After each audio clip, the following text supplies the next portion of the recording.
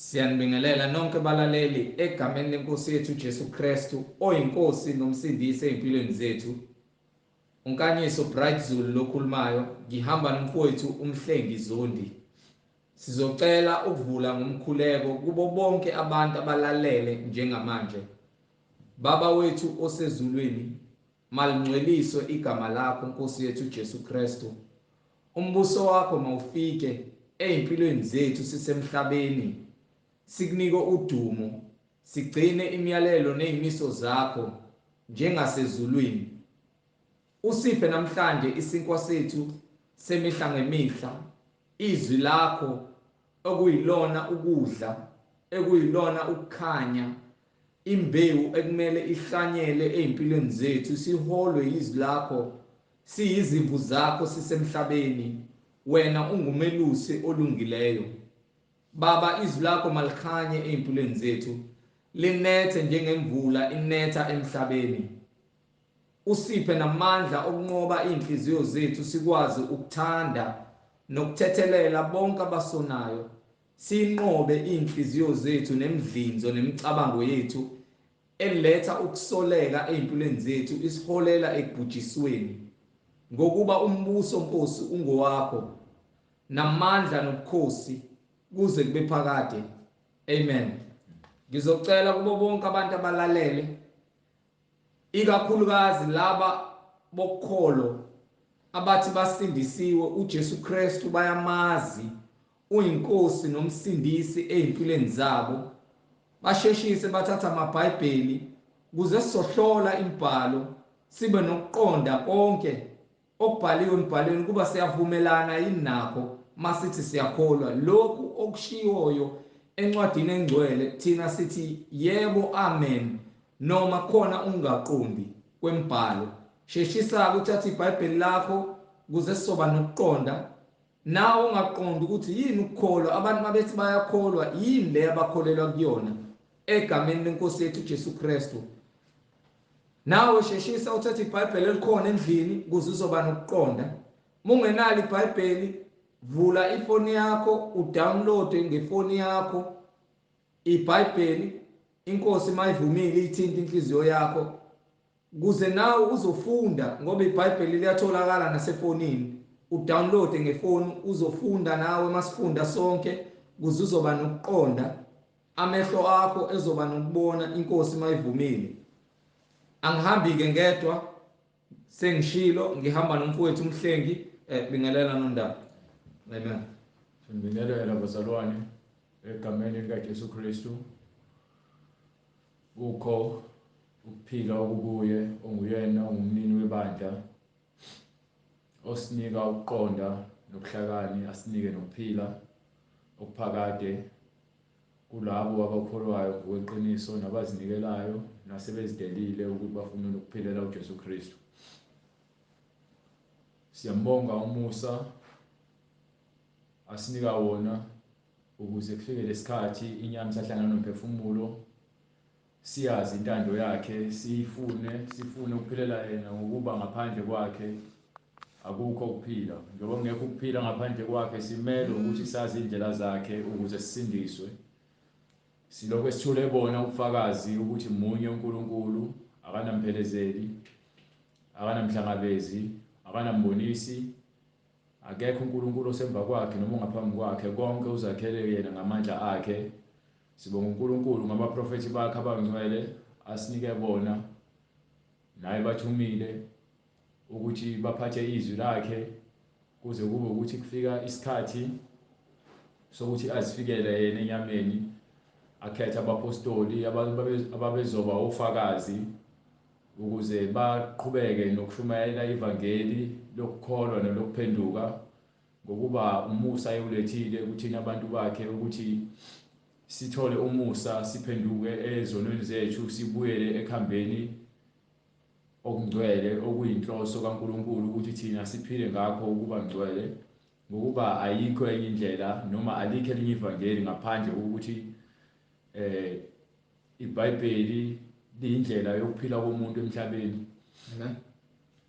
Umuntu ongakholelwa eBhayibhelini kodwa ethi esontweni noma engafuni ukwenza izinto ezibhalwe phansi eBhayibhelini kodwa ethi uyakholwa, akabi nomhlengi noma ulwa nobright noma ulwa nobani ulwa noNkulunkulu uqobo lwakhe ngokuba unqaba izwi lakhe awunqabi mina ungathi mawucabanga ukuthi mawunqaba into engiyishumayelayo mhlambe unenkinga nami no unenkinga nezwi ngokuba izwi esilikhulumayo into ebhalwe phansi eBhayibhelini and iyona into ewukhiye nengidi ongeke ukwazi ukuthi uyiphike ngokuba konke sikhulumayo ubhalwe phansi so uma unenkinga kufanele sibheke ukuthi ngabe sikhuluma ukuhlakanipha kwethu noma ngabe sikhuluma into ebhalwe phansi mhlambe uma unenye interpretation yokuthi ufuna ukushintsha imibhalo ibe yilento wena oyifunayo wefana namaFarisi namaSadusi aye khona ngesikhathi sika Jesu Kristu ababenza lento le nawo oyenzayo ukuphika imfundiso kaKristu ufune ukuthi kwenzeke intando yakho amen.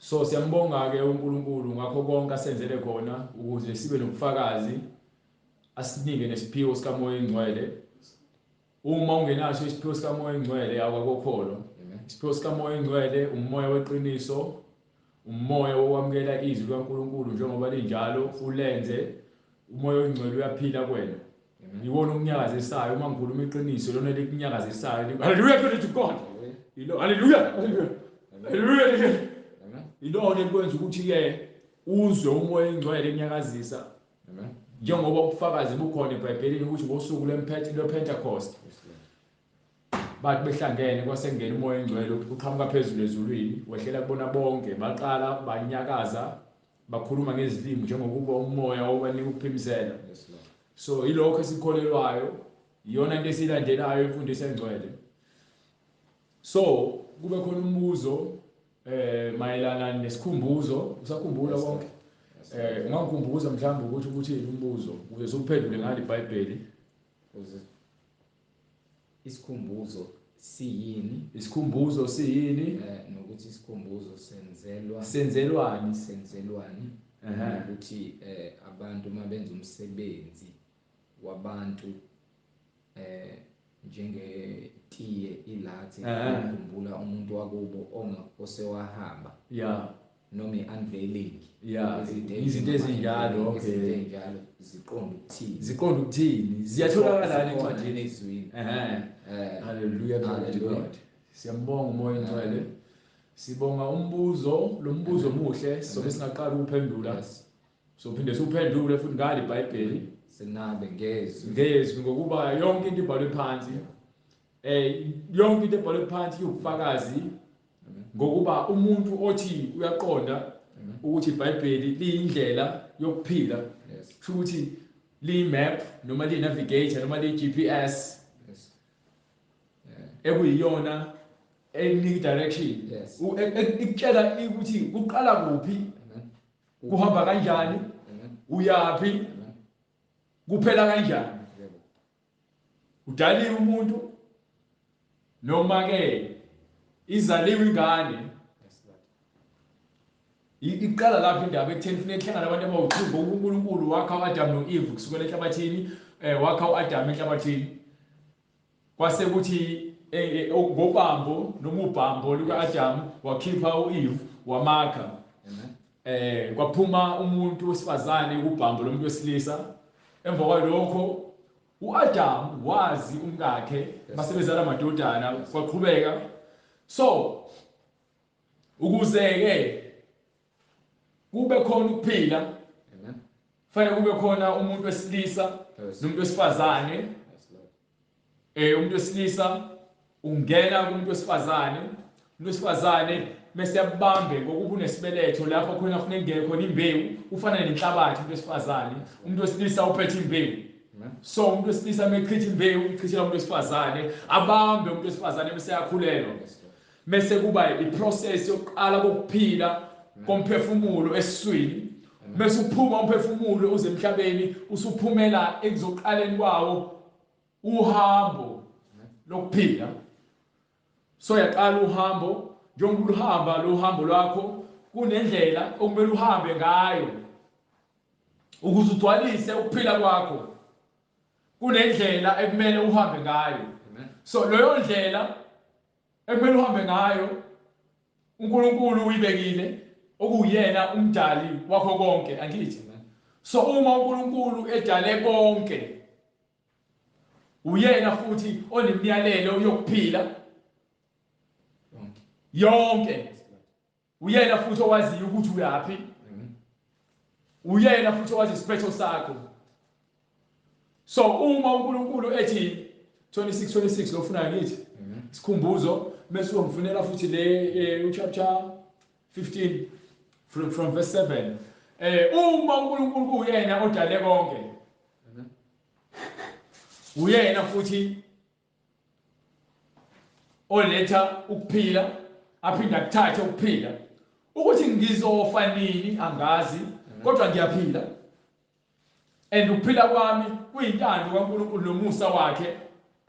Ukuze ke ngigcwalise intando kaNkulunkulu kufanele ngazi ukuthi iqali yini intando kaNkulunkulu ngami njengomuntu amdalile. Uma ungenalo lolo lwazi kodwa uthi uyakholwa ukuthi uNkulunkulu ukhona, uyakholwa uNkulunkulu unamanga. Ngokuba umuntu okholwayo kuNkulunkulu umuntu owazi intando kaNkulunkulu, owenza intando kaNkulunkulu. Uyayibona lento le? Ngokuba uAdamu wanikwa imiyalelo kuthiwa ke angenza noma ngabe yini engadini kodwa kunendawo noma kunesihlahla noma umuthi ekumele angawuthinti.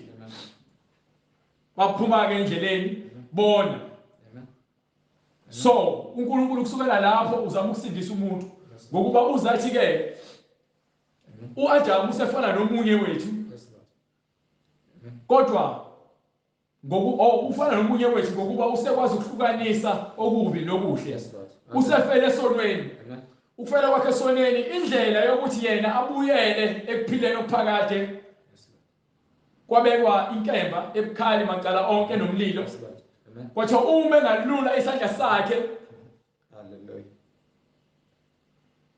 ngale kwamasherubhini adle kumuthi wokuphila okuphakade uyakuthola ukusindiswa.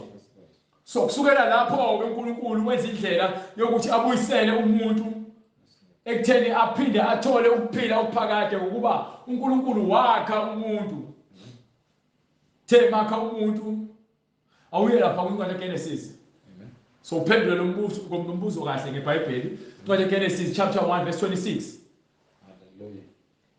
Incwadi uGenesis isahluko sokuqala. Yes sir. Verse 26. Yebo. uNkulunkulu wathi masenze abantu ngomfanekiso wethu. Masenze abantu ngomfanekiso wethu. Basifuze. Fanele basifuze. Babuse phezulu kwezinhlanzi zolwandle. Bese beyabusa emhlabeni. Nezinyoni zezulu, nezinkomo. Phezulu kwazo zonke izilwane ezikhona emhlabeni. Umhlaba wonke. Babuse emhlabeni jikelele. Nezilwane zonke ezinobuzelayo. Nakuzona zonke izilwane ezinabuzelayo. uNkulunkulu wamdala umuntu ngomfanekiso wakhe. Wase wamakha umuntu ngomfanekiso wakhe. Wamdala ngomfanekiso kaNkulunkulu. Wasedala umuntu ngomfanekiso kaNkulunkulu. Wabadala owesilisa wasewenza owesilisa nowesifazane. uNkulunkulu wababusisa. Wasebabusisa. uNkulunkulu wathi kubo zalanani nande. Inhloso yokuthi uNkulunkulu asidale ukuthi sigcwalise umhlaba bese thina siphile sizalane sande. Usinikele ukuphila. Awuqhubeka ufunde. Zalanani nande nigcwalise umhlaba. Yes sir. Niunqobe nibuse phezulu kwezinhlanzi zolwandle nezinyoni zezulu nezilwane ezinobuzelayo emhlabeni. uNkulunkulu wathi bheka ngiyaninika yonke imfino ethela imbewu esemhlabeni wonke. Nemithi yonke okukuyo izithelo zomuthi ovela imbewu kube ngukudla kwenu. So uNkulunkulu lo osinike konke okukhona emhlabeni ufike wasakha wasinika ukuphila. Esesakhe konke okukhona emhlabeni uthi asizalane sande. So njengoba ke esasisalane sande emva kwaloko mase lapha ku chapter 2. Yes Lord. Mase ungiphe uverse 7. uJehova uNkulunkulu wabumba umuntu uJehova wambumba umuntu, uNkulunkulu wakha umuntu ngomhlabathi ngenhlabathi. waphefumulela Nayo ke indaba le ngifuna ngempela ithi uNkulunkulu wambumba umuntu enhlabathini. Yes Lord. Wase Waphefumulela ephefumulela, emakhaleni wase ephefumulela, emakhaleni. wafaka umphefumulo. Yes Lord. Yazi indaba, Yes. angifuni ezinye izinto eziningi. Ngifuna ukwazi ukuthi ukuphila kwakho uqhamuka kuyena. Uwakhe umuntu so ngesikhathi enza phansi ekudesigner ngobumba Yes Lord. amehlo uNkulunkulu nawo, Yes Lord. mefaka amadlebe uNkulunkulu nawo, Yes, Lord. mefaka amakhala uNkulunkulu nawo, ukufaka amashiya, ukufaka konke Yes Lord. Amen. uNkulunkulu nakho. Amen. Ezindaba uNkulunkulu uyindoda, Yes Lord. akayi umuntu wesifazane. Amen. uNkulunkulu ungummoya oyingcwele. Yes Lord. Kodwa lo moya bese ubona ngokwazimulo awuboni umuntu wesifazane, ubona indoda endala ikhehla elento lezimhlophe. Yes Lord. Bazothi kuthathela lapho lokho kusho njalo incwadi yeRevelation. Yes Lord. Hambe lapha kwincwadi yeRevelation bafundele ukuthi indodana yomuntu ibonakala kanjani. Chapter 1, incwadi yeRevelation chapter 1. Mase wabuya siza ikona le ncwadi le. Hallelujah. Incwadi isambulo sika Johani. Yes sir. Isahluko sokuqala. Ngifuna ngifundele starting from verse 9.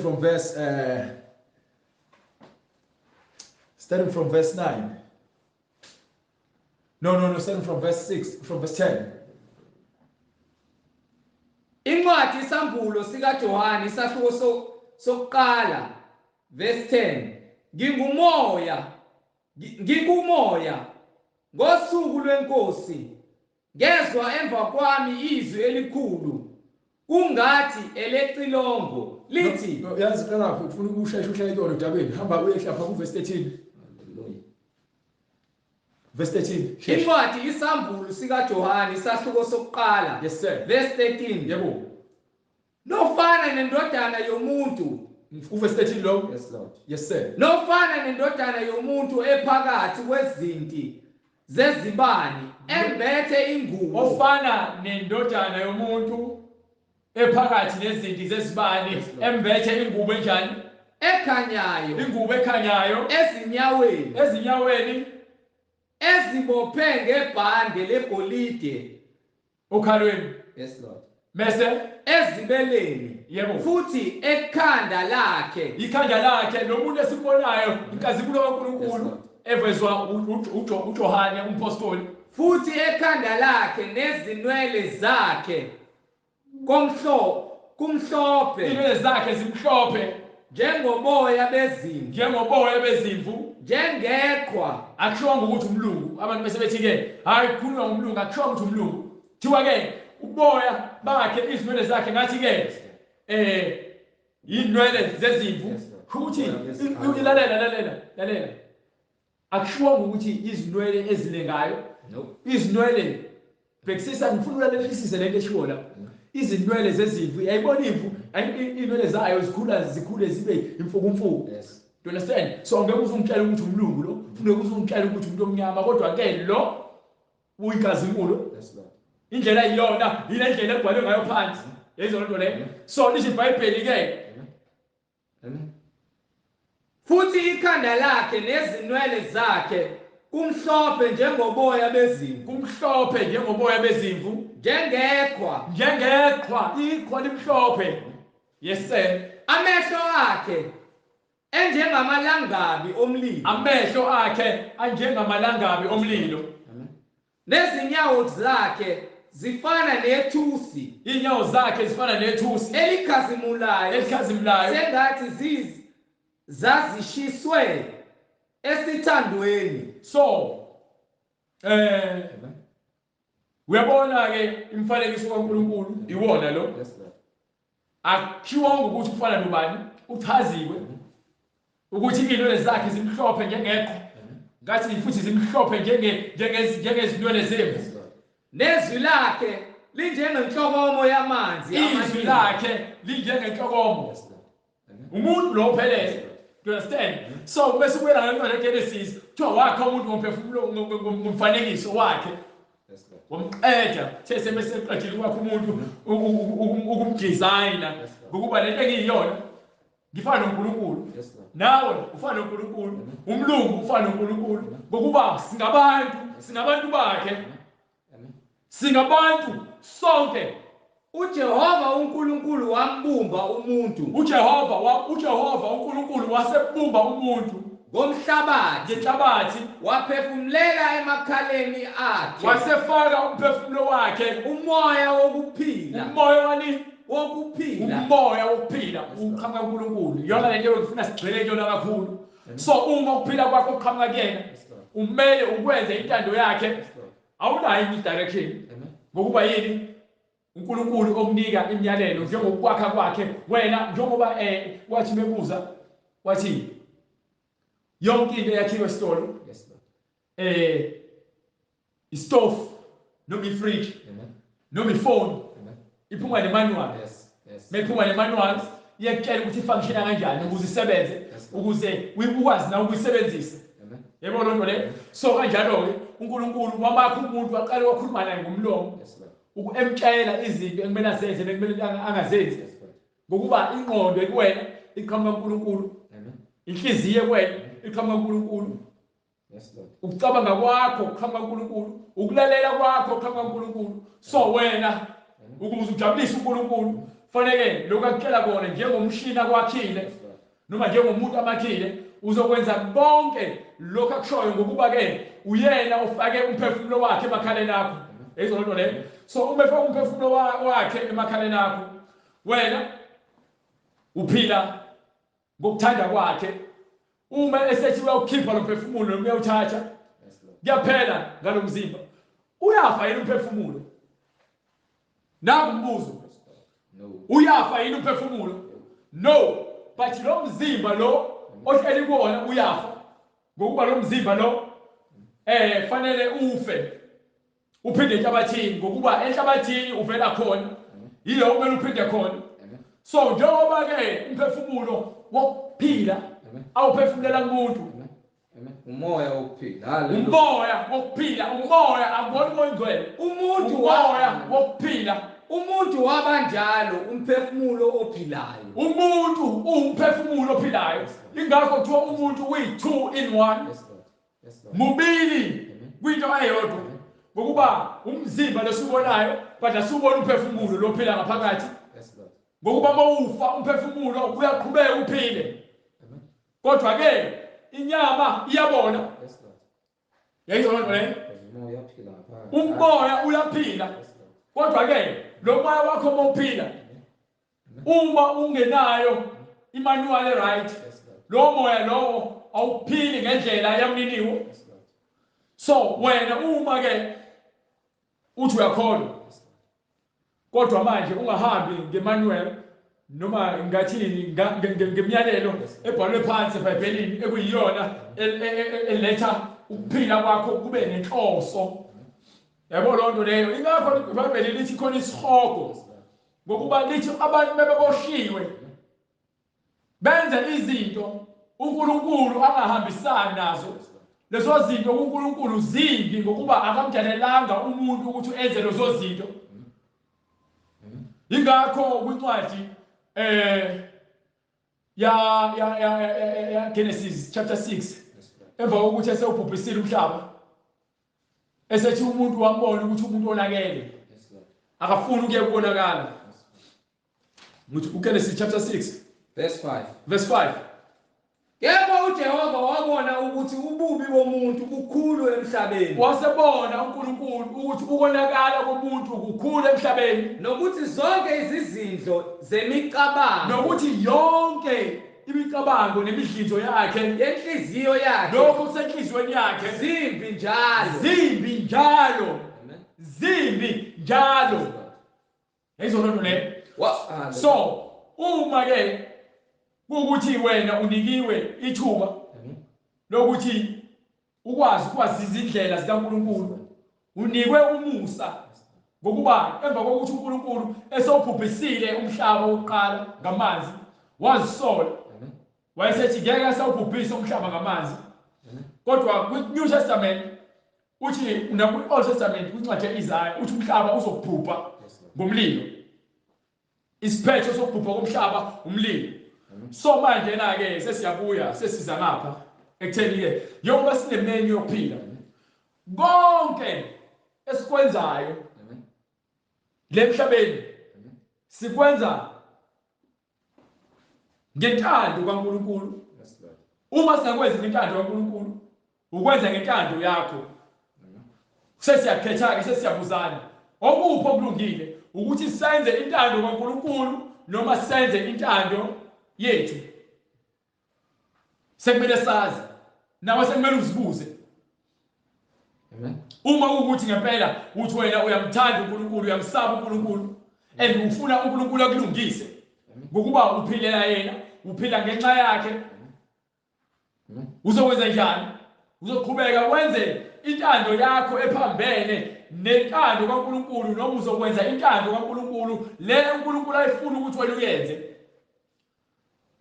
Ngokuba phela uzongabheki mina ngifana nawe, ngiyalungiswa ukuze nawe ngifane noNkulunkulu. Ngokuba uthi uya kuba ngubaba kulabo abenza intando yakhe, kodwa labo abangayenzi intando yakhe ngeke aze yabo ubaba kubona. So ngesikhathi-ke uJesu ufuna ukufunda Hallelujah. ngiphi Incwadi uLeviticus isahluko 18 yes sir verse 1. yebo uJehova uNkulunkulu, uJehova wakhuluma kuMose wathi, uJehova wakhuluma kuMose ngisho kubantwana bakwa-Israyeli ukuthi, uthi kubo, nginguJehova uNkulunkulu wenu. Ningenzi njengokwemisebenzi yezwe laseGibhithe enahlala kulo. so kufanele senze lokhu uNkulunkulu akushoyo, singenzi izinto ezazenziwa abantu ababenza intando yabo kuphi eGibhithe. Ningenzi futhi ngokwemisebenzi yezwe laseKhenani. Ningenzi ngemisebenzi yezwe. uNkulunkulu akabaliwe la Yes, Lord. thiwa bangenzi njengabanye abantu abangenayo uNkulunkulu, abangenabo ubungcwele. Amen. Amen. Kulo ningahambi ngemithetho yabo. Nayo-ke Yes, Lord. nayo-ke ningahambi ngani Ngemithetho yabo. yabona-ke manje Amen. uyishaya esitokosini. Ningahambi ngemithetho yabo. Hallelujah, glory to God. Amen. Lalelisisa Amen. isincwadi ungahambi ngemithetho yabo. Yes, Lord. Hambe kwincwadi yamaHubo Hallelujah. chapter 90 from verse 1. Ningahambi ngemithetho yabo. Ningahambi ngemithetho yabo. Bese phoka lokho uze kwincwadi chapter 90 from verse 1. Hallelujah. Yes sir. Umkhuleko kaMose, Yes sir. umuntu kaNkulunkulu. Namahubo angithi la Amahubo. chapter 90. Nkosi Chapter wena, 90. Yes, Lord. Yes sir. Nkosi wena usiphephelo sethu uNkosi uNkulunkulu isiphephelo Amen. sethu ezizukulwaneni, kuphi ezizukulwaneni nayo-ke indaba ngezizukulwane. ngezizukulwane Yes, Lord. kuyisiphephelo sethu emva kwesizukulwane phezu kwesizukulwane emva kwesizukulwane Kungakaveli izintaba. kungakoveli lutho. Yenza indaba ngokuba-ke usuyaqonda ukuthi uNkulunkulu Amen. konke kuqhamuka kuyena. Yes, Lord. Ungakawenzi umhlaba Umhlaba ungakabi khona futhi kusukela phakade, kusukela kuphi phakade kusukela phakade kuze kube phakade, kuze kube phakade wena unguNkulunkulu ukhona. yenza indaba yena ukhona. Amen. So manje nahambe kwincwadi yase-Efesu thiwa singahambi ngemithetho yabo, Yes, Lord. asihambi ngemithetho yabantu. No. Ngihambile ngomthetho yabantu yonke ngifake ehlathini. Yes, Lord. Abantu bafundisa izinkanuko zabo, abantu bafundisa amanga, Yes, Lord. abantu bafundisa izinto abangazazi wabona uzisho ukuthini. Amen. Abantu bafundisa izinto zamadimoni. You understand? Amen. Incwadi yase-Efesu angithi ngifuna ungiphe uchapter 1 bese ungifundele uverse 3. Hallelujah. Incwadi Uthi uNkulunkulu kusukela phakade konke ukwenzile before umhlaba wakhiwe. UNkulunkulu. uNkulunkulu besithini la? Incwadi yomphostoli uPawulu kwabase-Efesu. Yebo. Isahluko sokuqala. Yes sir. Ivesi lesihlanu. Yes sir. Ngithe bese lesithathu. Ivesi lesithathu. Shesha baba. Makabongwe uNkulunkulu. Ithi makabongwe uNkulunkulu uyise wenkosi yethu. wenkosi yethu uJesu Kristu. uJesu Kristu. Osibusisile. Usibusisile. Ezulwini. Usibusise uphi? Ezulwini. Uma sibusise ezulwini, kusho ukuthi konke okukhona emhlabeni kuvela ezulwini. Izwi livela ezulwini. uNkulunkulu isihlalo sakhe sobukhosi sikezulwini. kuKristu ngesibusiso sonke sokomoya. Ukuphila akuphefumulela kumuntu uqhamuka ezulwini ngokuba uNkulunkulu wasezulwini. Umzimba wasenhlabathini kodwa umphefumulo nawo wasezulwini.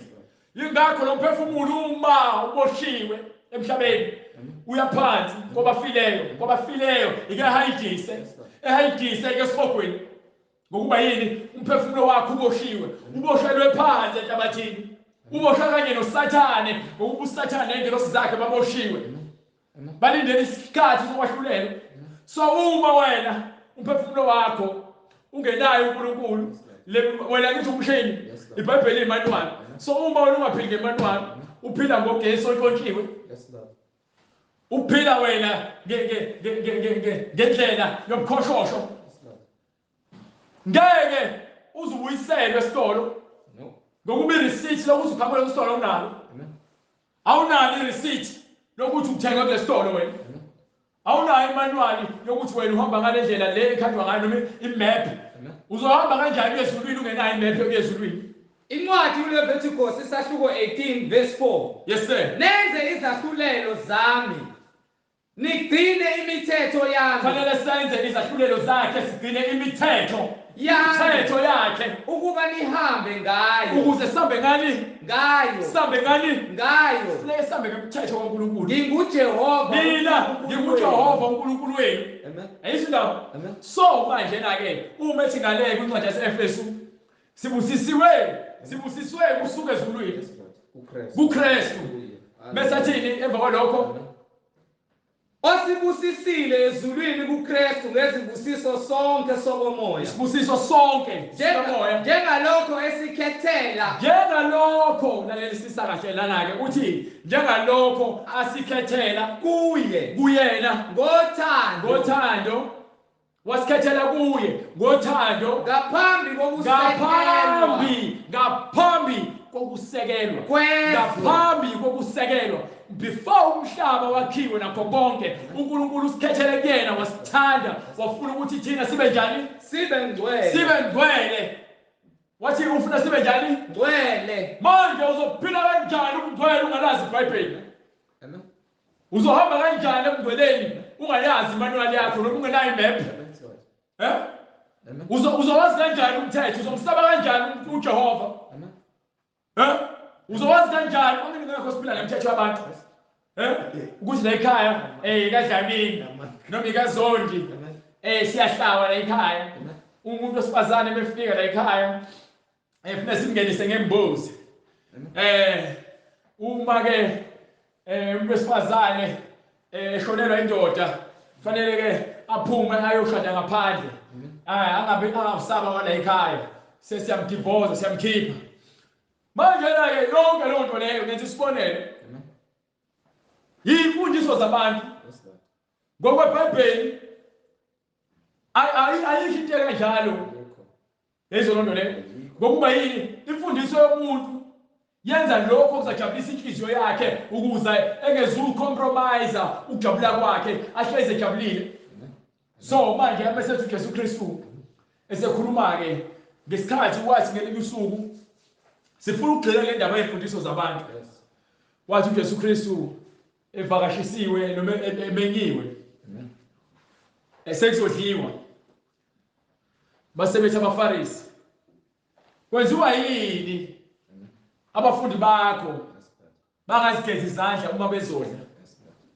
Ngiphe incwadi yaMatthew chapter 15. Uthi kwenziwa yini abafundi bakho uma bedla bangazigezi izandla? Jesu Kristu wasebaphendula. Ngiphela verse 7. Incwadi ngokuka Matthew isahluko 15 verse 7. No, starting from verse 2.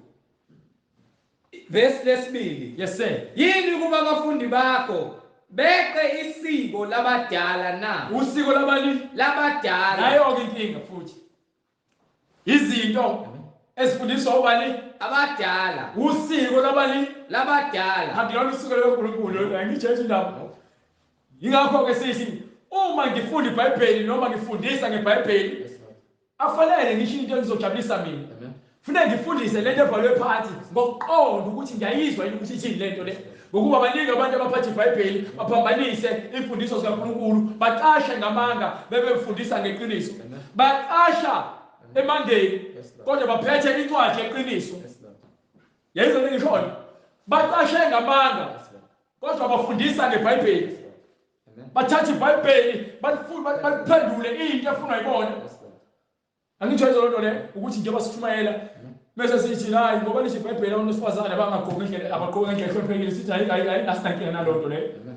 Ngena unekhanda lakho elingabhosiwe, gqoka ibhlukwe lakho, faka amacici akho, faka imakeup yakho. Noma umuntu esifazane angeke azoshumayela ku pulpit. Yinto lo efuna yithina. Kodwa ke ngoba iBhayibheli ayikho lonto le. Amen. Ayikho. Nakani. Amen. Yingakho abantu ke bevula amehlo bokushumela le gospel le. Baqale babheke izinto ngenye indlela. Amen. Khona abantu basindisiwe. Yes, Lord. Uthi bathi kwenziwa yini abafundi bakho Amen. Amen. baphule usiko labantu abadala. Abantu bonke ngikhuluma nabantu bonke. Abantu abaningi balandela usiko lwakubo angalazi angakaze aliquestion. Amen. Akakaze azalibuze. Amandi, amaJuda, abantu abamnyama, amaChina. Bonke banosiko labo. Usiko. Yayizwa lona. Abantu abamnyama bakhonza amadlozi. Yes, Lord. AmaNdiya akhonza izithombe nezilwane. Amen.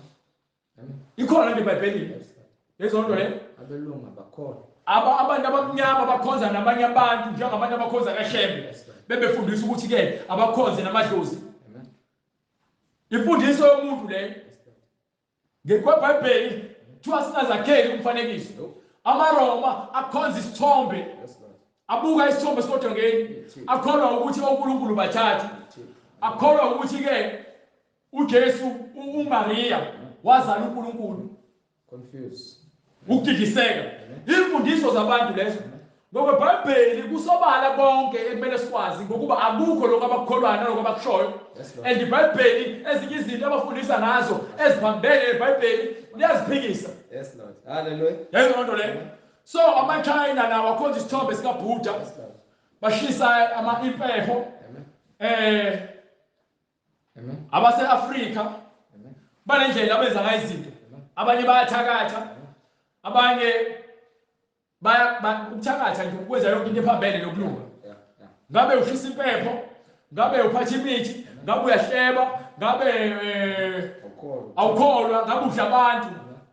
Konke lokho ukuthakatha. Moyo wodwa. Umoya owodwa lo. Nokukhohlisa abantu. Umoya kaJezebel. Yes, Lord. So manje na ke yonke lento eniyenzayo imfundiso zabantu. Yes, Lord. Ngokuba iBhayibheli yasitshela ngokubuso bani ukuthi ke uNkulunkulu wadala umuntu ngomfanekiso wakhe. Yes, Lord. Amen. Le ncwadi le esifunda kuyona incwadi ephefumulelwe uNkulunkulu ngokuba iyasho futhi ukuthi yonke imibhalo kwincwadi kaMaroma chapter 15 verse 4 ithi konke okwabhalwa ngaphambilini kwabhalelwa ke ukufundiswa ukuthi sifundiswe sazi intando kaNkulunkulu. Ufuna usheshe moyifuna 15 Incwadi kwabaseRoma chapter 15 verse 4. isahluko 15 Yes sir. verse 4. Yebo. No. Hallelujah. Incwadi kwabaseRoma isahluko 15 verse 4. Yes sir. Ngokuba konke okwalotshwa ngaphambili Konke okwalotshwa ngaphambili kwalotshelwa kwalotshelwa Hallelujah. ukufundiswa konke okwalotshwa ngaphambili kwalotshelwa ukufundiswa kwethu sobani kwethu. yayizwa lonto leyo konke wait konke Yes, Lord. okwabhalwa ngaphambilini kwabhalelwa ukufundiswa kwethu. Yes, Lord. akushiwo ukuthi kwabantu abamnyama noma kwabantu abamhlophe noma kwamandiya kwethu wonke umuntu okhona emhlabeni isho incwadi uNkulunkulu wadala ke izizwe zonke ngagazi linye wazigcwalisa ubuso bomhlaba ukuze ngokubekezela ngoku-understanda nangokubekezela ngoba uma emalalela ngeke uze ubekezelela into ongayiqondi Yes, Lord. Yes, Lord. abantu bangena baphuma kuma-relationship ngokuba uqonda banakho Yes, Lord. yini Amen. Amen. akukho uqonda so ukubekezela akukho Yes, Lord. Yes, Lord. Yes, Lord. kanjalo-ke nebhayibheli ngeke ubekezelele into ongayiqondi Yes, Lord. Yes, Lord. yingakho-ke kufunakala abantu abanomoya oyingcwele abagcwaliswe ngomoya oyingcwele ukuze bafundise ngokukamoya oyingcwele Hallelujah. bambule izinto eziyimfihlakalo ukuze-ke umuntu ongaqondi abe nokuqonda uma efunda ibhayibheli noma elalele kuchazwa ngokuba yini kufundiswa ngomoya oyingcwele Yes, Lord. awufundisi ngenkanuko yenyama so manje na njengoba ithi yonke imibhalo yabhalwa ngaphambilini yabhalelwa thina ukuthi sifunde Yes, Lord. nokuthi sikwazi ukubekezela uma sesiqonda intando kaNkulunkulu ngoba intando kaNkulunkulu ilikhulu enyameni Amen. ingakho abantu bezigalela izimfundiso zabo nosiko lwabo Demon. Hallelujah. yezwa loo nto leyo bazigalela usiko lwabo ngokuba-ke kulukhulu ukwenza intando kaNkulunkulu Amen. kulukhulu ukuphila ngokulungiswa ingakho bephuma manje ngeke uzuke uthi uzozilandulela ngokwenza isono ngokuba egcineni uzokwahlulela ngayo imibhalo uzokwahlulela ngawo unembeza wakho ongcolile yezwa indaba so buyela ngale-ke kwincwadi yamatheyu chapter 15 verse 3 siza ukuthi uJesu Kristu wathini-ke emva kwalokho Hallelujah. yebo ngokuba abahlambi izandla nxa bedla isingo kwenziwa yini abafundi bakho bangagcini usiko lwabantu abadala usiko lwabantu abadala ngilifuni Amen. meliphambene nebhayibheli angilifuni Yes, Lord. usiko lwabantu abadala uma liphambene nebhayibheli angilifuni Amen. ngoba yini lingakulehlekisela ngokuphila okuphakade okukuNkulunkulu ngenxa yokuthi wena ulandela into enziwa umkhulu wakho ungazi ukuthi uyethathelephi kanti umkhulu wakho uyoholwa yinkanuko enomona enenzondo wangena ekuthakatheni waba yinyanga wathatha iy'lwane wazihlaba wathi wenza amadimoni kanti wathi wenza amadlozi kanti wenza amadimoni Yes, Lord. so yonke leminyaka lelifa leli niyalithatha liloke niphisana ngalo ninika isizukulwane sesizukulwane ifa lamadimoni Amen.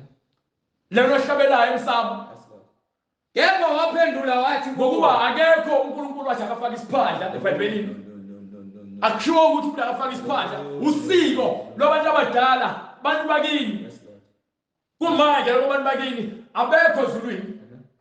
Amen. baphansi ehayidise balindile Yes. bonke abantu abenzeni bafundise into ephambene nentando kaNkulunkulu benza usiko lwabo oluphambene nentando kaNkulunkulu basehayidise Yes, Lord. ngokuba bebehlabela amadimoni Amen. bebeshisa impepho bebiza imimoya Yes, Lord. benza zonke izinto ephambene bethatha abafazi nga-3 nga-4 belala bengashadile bebamasoka besifundisa zonke lezo zinto asibablame ngokuba umuntu nomuntu uzozithwalela icala lakhe uma ngenza loo nto ngithi ngithathe kubantu bakithi ngizowahlulela noma-ke sengilazi iqiniso ngabo ngithe ngilazi iqiniso ngaliphika ngaliphendula ngafuna ukuliphendula amanga Nabo abantu bakithi. nabo abantu bakithi Hallelujah. understand so ubone emndenini ukhona uqhakeko kuthiwa uma usindisile uyahlupheka noma uyazitshela awufuni ukwenza ukusho awufuni ukwenza ukuthi abantu bebenza izinto zokukhohlakala zokuhlaba benze zonke lezi zinto abazenzayo zokuthiwa kumbulwa amandla sifuna ukuzwe ebhayibhelini ukuthi-ke ubani owambulelwa itshe ubani owenzela itshiyi ngokuba ngebhayibheli sokuchazela iqiniso elikhona ebhayibhelini ekumele sililandele Yes, Lord. wathini yebo waphendula wathi kubo nani yini ukuba neke umyalo kaNkulunkulu yezwa indaba amaxoki Amen. bafuna ukuthi abantu bageze izandla uma bezodla Yes, Lord. bafuna abantu ukuthi bathi bayemsamo boshisa impepho kodwa bathi abahambe futhi bobiza uNkulunkulu Amen. umthetho kaNkulunkulu uyasho ukuthi asihlabele amadlozi No. umthetho kaNkulunkulu uyasho yini ukuthi-ke asishise impepho emsamo No. umthetho kaNkulunkulu uyasho yini ukuthi-ke asihambe sezinyangeni siyolanda imithi No. imfundiso zabantu lezo 100%. so uma uyimfundiso zabantu uJesu Kristu uyacacisa la ukuthi abantu bathanda ukulandela izimfundiso zabantu ngaphezu komthetho kaNkulunkulu. Amen. Ngokuba izinto zenyama zizwakala kamnandi enyameni mozenza. Yes, God. Amen. Ingakho umuntu bethi uyamtshela ngeBhayibheli enza into errong athi uyamjaja kanti umtshela iqiniso ukuthi no, uthi wena uyakholwa ngokwemfundiso kaNkulunkulu nayi indlela. Le ndlela ohamba ngayo imfundiso zabantu abadala lezo. Nasi sibuke ibuku. Sibuke esibukweni. Hallelujah. Uzazi ukuthi wena unjani. Sonke isibuku. Hallelujah. Yenzo lento le. Ngokuba wonke umuntu othi umfanekiswa kaNkulunkulu nokuthi uyakholwa uNkulunkulu kufanele abhekisise ukuhamba kwakhe ukuthi ngabe uhamba ngendlela le uNkulunkulu uNinimandla onke amdalele ukuthi abe yiyona yini. Uma wena kukhona ukuphambene nalento lebhale phansi eBhayibhelini lokwenzayo, wena uphila ngosiko lwabantu noma usuzakhele usiko lwakho. Umthetho kaNkulunkulu wawubeka eceleni, wathatha usiko lakho walibeka kwayilona oluhamba phambili. Ithini incwadi? Hallelujah. Kepha waphendula wathi, nina yini ukuba neqe umyalo kaNkulunkulu? Nina neqa umyalo kaNkulunkulu Ngenxa yesiko lenu na? ngenxa yosiko lwenu. Yes, Lord. Siko lwenu. Yes, Lord. Usiko lwenu. Amen. Luthini usiko lwaNkulunkulu? Luthi sibe ngcwele. Yes, Lord. Asambe ngemiyalelo yakhe, sigcine imithetho yakhe. Yes, Lord. Iyona kuphela into eshoyo. Uthi siphile ngezwi lakhe.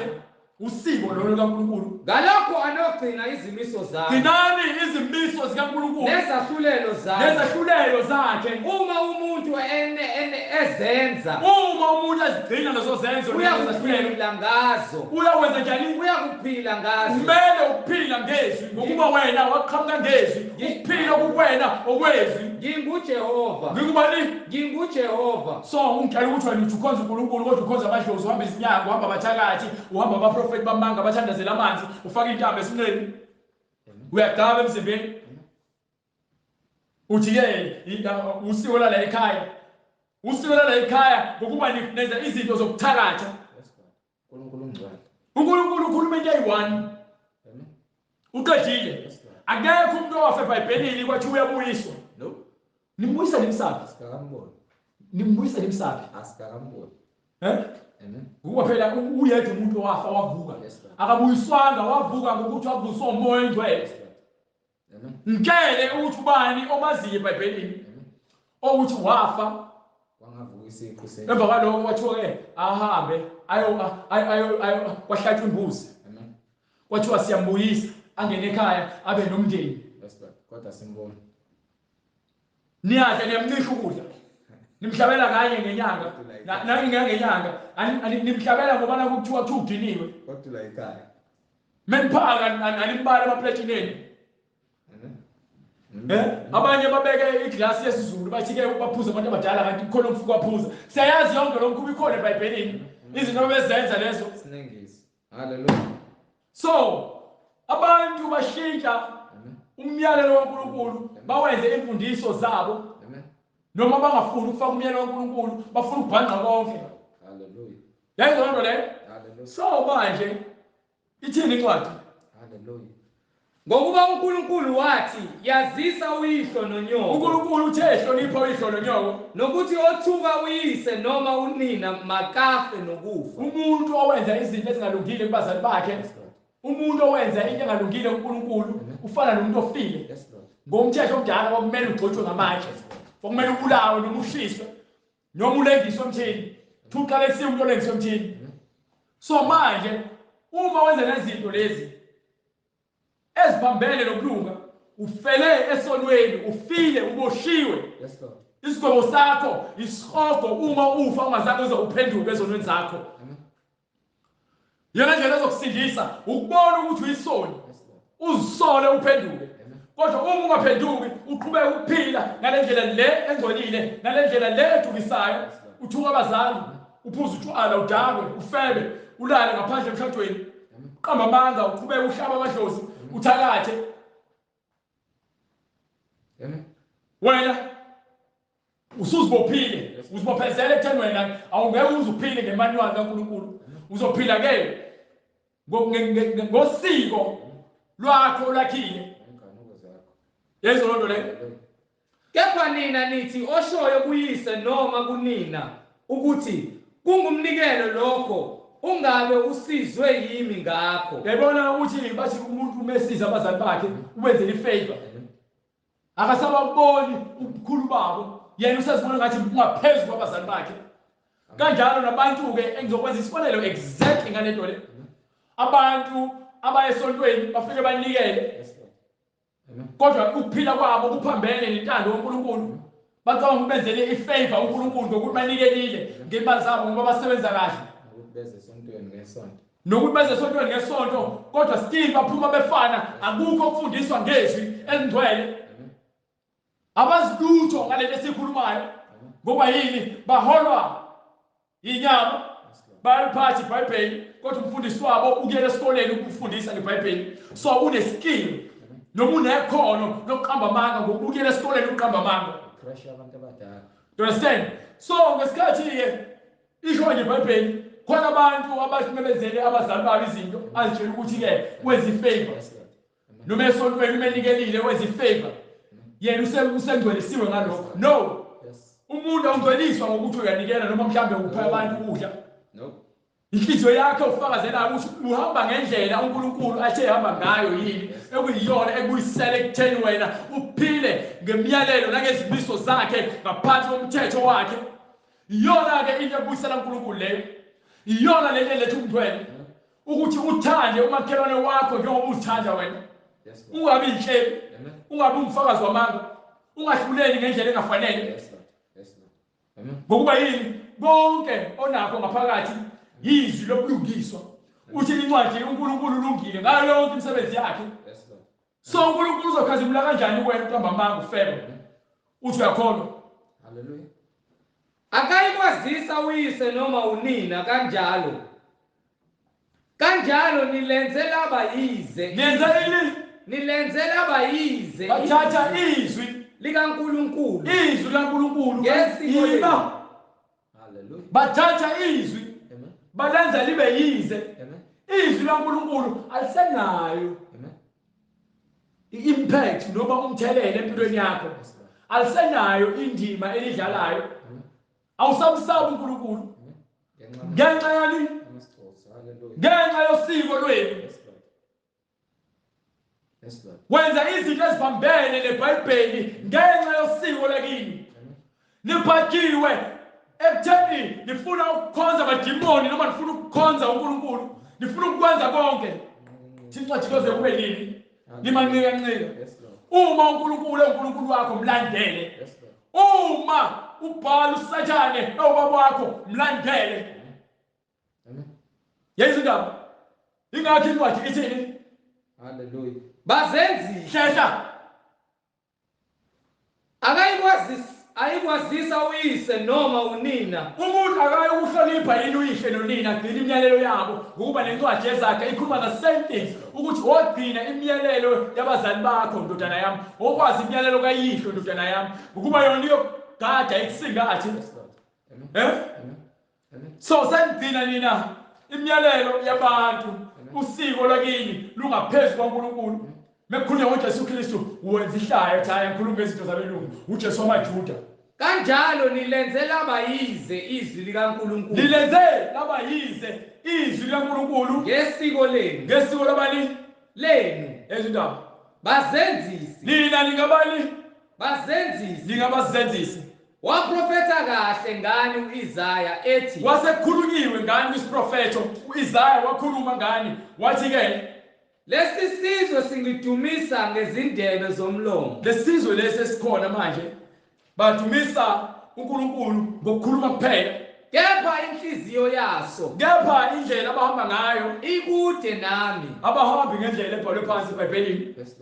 Bathatha usiko labantu abadala balenza kube yilono olubekwa phambili. Usiko likaNkulunkulu balibeka ngemuva. Ukugcina imiyalelo kaNkulunkulu abakwazi. Ukuhamba ngomthetho kaNkulunkulu abakwazi. Ukuphila ngezwi abakwazi. Kodwa bangikhonza ngeze. Bamkhonza ngani? Ngeze. Ezindaba. Befundisa izifundiso ezimiyalo yabantu. Bafundisa izifundiso ezimiyalo yabantu. Bafundisa imfundiso eziyimiyalo yabantu. imiyalo yabantu. So asike sizwele kwincwadi yaMateyu chapter 26 ukuthi uJesu Kristu, Matthew chapter 26, noma qala from verse incwadi kaMarku, incwadi yaMarku chapter 9 verse 34. Hallelujah. Incwadi ngokukaMarku isahluko 9 verse 34. No. Chapter chapter 8 verse 34.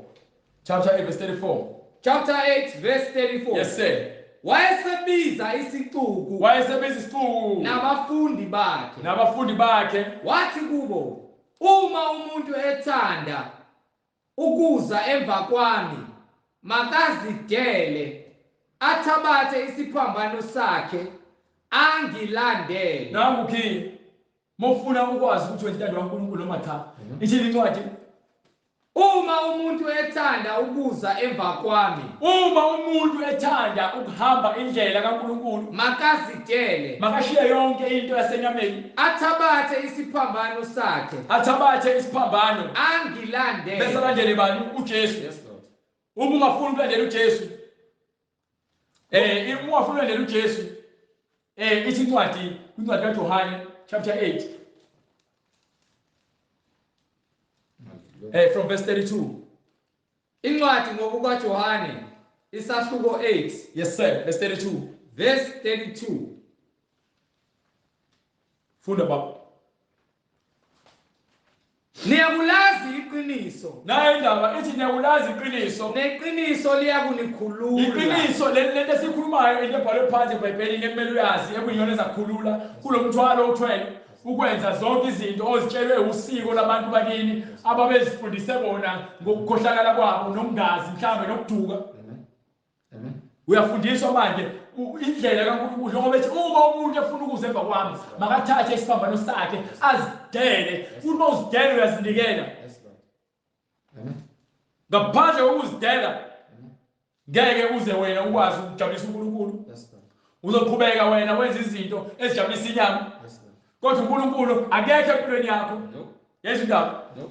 Incwadi kaJohane chapter 8 verse 32. Qhubeka kuyona.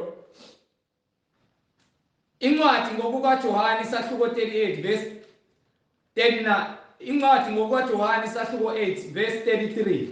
Yes sir. Bamphendula bathi, siyinzalo kaAbraham thina. Bathi bona bayinzalo kaAbraham, Asibonange sibe izigqila zabantu.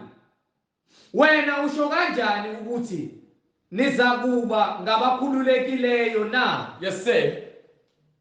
uJesu waphendula wathi, ngiqinisile ngithi kini, ilowo nalowo owenza isono. Yilowo nalowo owenza ini? Isono. Yebo. Uyisigqila sesono.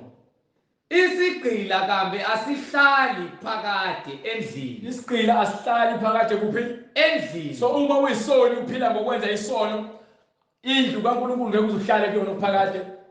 No. Ngokuba uzokhishwa ngaphandle lapho kuyoba khona ukugedla nokukhala kwamazinyo. Yezwa indaba. So hamba ke incwadi kaMateyu chapter 26 verse 26. Sike sizwe ukuthi ubani osifundisayo indlela yokuthi sikhumbule ngokuba yena uyaphila. Asikhumbula abantu abafile. Sikhumbula before ngiyabona nje ngishoyo asikhumbuli abantu abafile. Uyangizwa ngithini? Ngithi mina asikhumbuli abantu abafile. Bese sibenzela imisebenzi. Asikhumbuli manje. Ngokuba ithi incwadi abafileyo abanasabelo kwabaphilayo. Hamba ke kwincwadi kaIsaiah chapter 8 verse 21 to verse 19. You are studying from verse 20 to 21. Isaiah 8 verse 21. Yes sir. Hallelujah. Bayakujabula izwe beqinekile. Hlehla kancane uqala starting from verse 19. Hallelujah. Lapho bethi kini funani kwabanamazulu. Bathini? Lapho bethi kini lapho ukhona umuntu noma wakini noma umuntu omaziyo othi funani kubani? Kwabanamadlozi nakubathakathi Unani kubantu abanamadlozi noma babathakathi ababetha imilozi laba abashaya imlozi. banyenyeze pho abantu abayikufuna uNkulunkulu wabo yini Abantu abanakufuna yini kuNkulunkulu wabo? kuyini kwabafileyo ngabaphilayo Yini na? enifuna kubantu asebefile ngabantu abaphilayo? Umbuzo lowo. Yini enifuna kubantu asebefile ngabantu abaphilayo? Emthethweni ke Umthetho kaNkulunkulu ekhulunywa ngawo. Uma kuthiwa emthethweni ke kukhulunywa ngomthetho kaNkulunkulu le athi asogcina sambe ngemiyalelo yakhe nangezimiso zakhe. emthethweni ke Emthethweni. Nasebufakazini impela lelizwi abalikhulumayo alinakusa ithini incwadi? impela emthethweni ke nasebufakazini Nasebufakazini emthethweni umthetho unobufakazi. So uma umthetho ukhona uhambisana nobufakazi. impela lelizwi abalikhulumayo alinakho ukusa So lento abayikhulumayo akufanele uyifake ekhanda, akufanele uyilalele ngokuba ayinangqondo. Yayizonto le. So manje uKristu usazositshela into enengqondo ngale kwincwadi kaMathewu chapter 26 verse 26. Hallelujah. besadla uJesu wathabatha isinkwa wasibusisa So ngesikhathi sesidlo sakusiswa ngesikhathi uJesu Kristu esezodayiswa uJuda Iscariot esezothathwa ayobethelwa wenza isivumelwano ngokuba uJesu uze ngesiprofeto ezogcwalisa umthetho ukuze agcwalise umthetho uzoshiya ubufakazi lobo bufakazi itestimony ubufakazi okuyibona obenza isivumelwano esisha nabantu bakaNkulunkulu ngokuba le ndlela ade behamba ngayo kwi-Old Testament uNkulunkulu azangajabule ngokuba baphumile endleleni nasemthethweni wakhe baziqalela usiko lwabo. So manje uJesu Kristu ulethe umusa ukuthi abantu abaphenduke ebubini ababenzayo bokulandela izinto semhlabeni nokugcina usiko labantu abadala. Manje nansi indlela engizonifundisa yona ukuthi niphilisane ngokuthandana. Thandana umakhelwane wakho njengoba uzithanda. Ungaqambi amanga, ungahlabi lutho manje, akusamele uhlabe, uhlabela uNkulunkulu cha, uhlabela amadlozi cha, uhlabela amadimoni cha. Uma ukholwa izwi engilishoyo, uzokwenza konke engikushoyo. Ngokuba lapha kwincwadi kaJohane chapter 16. Incwadi kaJohane chapter 16. Hallelujah. Ngifuna ungiphe lapha kuverse 15. incwadi ngokukaJohane isahluko 16 verse 15 Yes sir. konke ubaba anakho Uthi uJesu Kristu konke ubaba anakho kungokwami umnike yena, unikwe igunya njengakho kuphina kwincwadi kaMathewu ethi ke umthetho wonke unikwe mina. Uthi wonke. So uthi ke manje konke ubaba anakho ngokwami. So simele ukumlalela ngokuba yena uyindodana ethembakele. Thina sithembakele singcolile yena uperfect. Njengoba perfect yonke into yenza ufuna sifukele kuyena ngokuba akukhuluma inyama akukhuluma umoya kuyena. Hallelujah. Indodana le uNkulunkulu ayisebenzisa lekhulumayo manje ukuthi ke bonke ubaba anakho ngokwami ngokuba ke uhleli kumina ungenzisa yonke into. Zonke izinto engizikhulumayo, zonke izinto engizenzayo zenziwa inkazimulo kaBaba kumina. Izwi liphila kuyena limenzisa yonke into. Kungomoya. Hallelujah. Ingakho lento ngeyona into yokuthi ibuye ngamehlo enyama. Funeke uthandazele umoya ngcwele ukuthi azambule wena.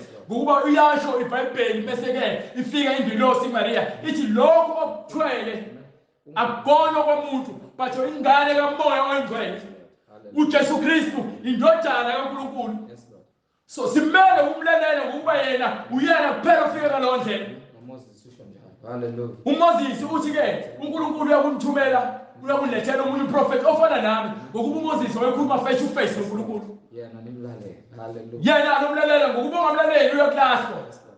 Amen. Uyabhubha afe kuphele ngaye. Yayindaba. So uma ethi konke akunikiwe ongokwababa kwakhe uNkulunkulu indodana le uJesu Kristu lenyama ubaba wayo umoya ngcwele lo yena sesithi ke baba wethu osezulwini. Ayikho uJesu Kristu into ayifundisayo ngaphandle kokuthi sonke kunesikhonzo uNkulunkulu ngokomoya nangokweqiniso. Siyeke yonke imisebenzi yenyama. Engubutho. Hallelujah. Mekhona enye indlela oyaziyo mhlawumbe ufuna ukukhombisa eBhayibhelini, but simelwe ukukholwa ngokweqiniso nangokamoya. Senze konke lokho okusho eBhayibhelini ngale ndlela le kumele sikwenze ngayo, ngokuba ugcwalisiwe konke. So uma uJesu Kristu ethi-ke lesi sivumelwano noma isiko ephula isiko lapho kwincwadi kaMathewu. Hallelujah. Incwadi ngokukaMathewu isahluko 26 verse 26. Yes sir. Besadla uJesu wathabatha isinkwa, wasibusisa, wasihlephula, wabanika abafundi bakhe. uJesu wayesethatha isinkwa, wasiphula, Wasibusisa. wasesiphula, wasenika abafundi bakhe. Wathi, thabathani nidle, lokhu kungumzimba wami. Uthi uthatha isinkwa usenze isibonelo ukuthi njengoba ningilalelile mina, ukuze-ke nikhombise ukuthi ngempela ningizwile, lesinkwa lesi elisidlayo manje siwumzimba wami. Abadli inyama yakhe, badla isinkwa njengophawu lokuthi bayaqonda into, bayakholwa kuyona yonke into ayifundisile. Yezwa nto le. So uthi-ke lokhu kuwuphawu ekumele nikugcine engakofi ngokwenyama uJesu Kristu efele esiphambanweni, engakovuswa. Ubatshela into ekumele bayenze ukuze mase kwenzeka isiprofeso sesidwalise sevuswa bakholwe ngokweqiniso, ngokuba-ke balindele nesiphiwo umduduzi lo uJesu Kristu ayakumletha. Wayesethabatha isitsha wabonga, wabanika, wathi phuzani nonke kuso. Wabanika waze baphuze kuso, wathi ngoba yini? Ngokuba lokhu kuyigazi lami. Uma esho njalo, njengokuba ezochithwa igazi, abethelwe esiphambaneni, ahlawe ngesixwebhu, lelo gazi elichithekayo lichithekela ukuthi umsulwa ufundise abantu indlela zikaNkulunkulu, bambulalela ukuthi-ke ufundise thina abantu indlela eqondile.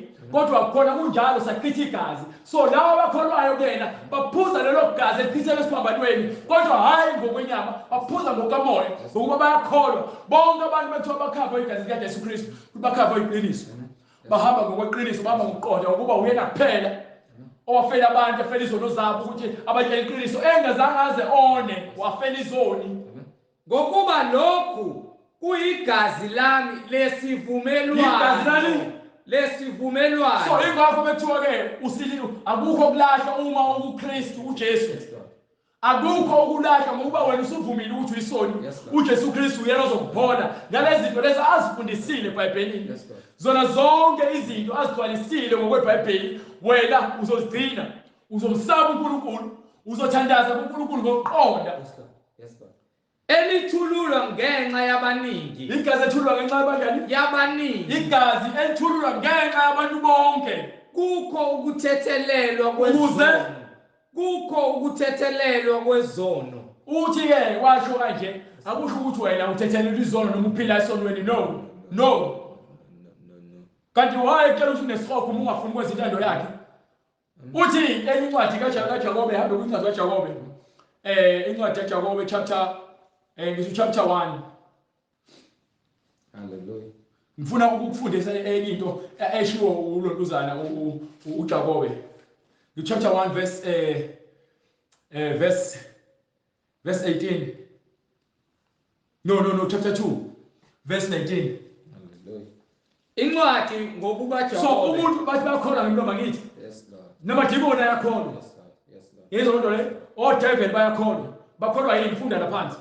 Incwadi ekaJakobe isahluko sesibili. Yes sir. Verse 18. Yes sir. Kepha omunye uyakuthi wena unokukholwa. Uyakuthi wena unokukholwa wena. Mina nginemisebenzi. Bese ngithi mina ngikholwa ngokuthi ngihamba ngemisebenzi. Ngibonise ukukholwa kwakho ngaphandle kwemisebenzi. Letha ukukholwa kwakho ngaphandle kokwenza umsebenzi. Nami ngiza kukukhombisa ukukholwa ngemisebenzi yami. So nami ngizokukhombisa ukukholwa ngemisebenzi yami. Mina angiphuzi utshwala, mina ngiwaqamba amanga, mina ngifebe, mina ngiyamthanda umakhelwane, mina ngiyanikela ngendlela efanele nginikele ngayo, mina ngilandela yonke imiyalelo kaNkulunkulu. Wena-ke uthi uyakholwa, kodwa manje imisebenzi yakhe ayikufakazeli. Indlela ogqoka ngayo, indlela okhuluma ngayo, inhlambi iyazingashela nje. Yes, Lord. Amen. Amen. Abantu ohlala nabo nihlala nizukhohlakala, uyaphuza, uyabhema, uyantshontsha. Kodwa uthi uyakholwa, bese thini lapho kulandelayo? wena uyakholwa ukuthi uNkulunkulu munye na? Angithi abantu bathi angiyakholwa uNkulunkulu munye. Wenza kahle. Wenza kahle kusho incwadi bese kuthibora kuthini? Namadimoni ayakholwa. Yabo ningishoyo. Athuthumele. Namadimoni ayakholwa athuthumele ngokuba yazi ukuthi munye uNkulunkulu. Yes, Lord. Amen. But manje wona aqhubeka nobudimoni bawo. Wait. Hallelujah. Now I wait. Nawe awezi ufana namadimoni. Hallelujah. Yebo ningishoyo. So iBhayibheli lijule kakhulu. Yes, Lord. Lijulile. Yes, Lord. And lifuna umqondo osufuna ukulungiswa. Yes, Lord. Alifuni umqondo ositshela ukuthi ulungile. No. Ukuba umoya engcwele akanandawo lapho. No. Yazi indaba. Amen. So uJesu Kristu wenza isivumelwano. Yes, Lord. Uthi lesivumelwano siyisivumelwano esisha. Lento le ekumele siyenzelani. Amen. Ngokuba lokhu kuyigazi lami lesivumelwane. So ilesivumelwane Elithululwa ngenxa yabaningi. uma sivumelana ukuthi mina nawe Yes, Lord. Hallelujah. mina Amen. fanele ngilungiswe. Yes, Lord. Wena umuntu ongilungisayo. Yes, Lord. Noma ungilungisa ngiyavuma ukuthi ngisona. Yes, Lord. So mina nawe sengenza isivumelwano nawe Jesu ukuthi ke wena ozongilungisa, wena ozongihola, wena ozongiqinisa, wena uyinkosi yami. Uyangisiza. Lezo isivumelwano leso ngokuthi ke igazi lokuchitheke kodwa ukhuluma ngento esazokwenzeka. Yes, Lord. So uma esho njalo uthi isivumelwano mesathini Hallelujah. Elithululwa ngenxa yabaningi kukho ukuthethelelwa kwezono. yes sir Kepha ngithi kini kusukela manje angisakuphuza kulesi sithelo somvini kuze kufike lolo suku engiyakusiphuza ngalo nani sisisha embusweni kaBaba. uthi lokhu ngeke ngisakwenza sengiyokwenza nani ngesikhathi esisha mase sikembusweni kaBaba. Mesithini Kwathi besahlabelele igama lokubonga baphuma baya entabeni yeminqumo. right awuhambe lapha kwincwadi yaseKorinte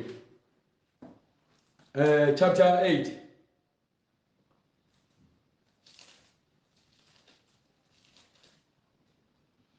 ngifuna uqale lapha ya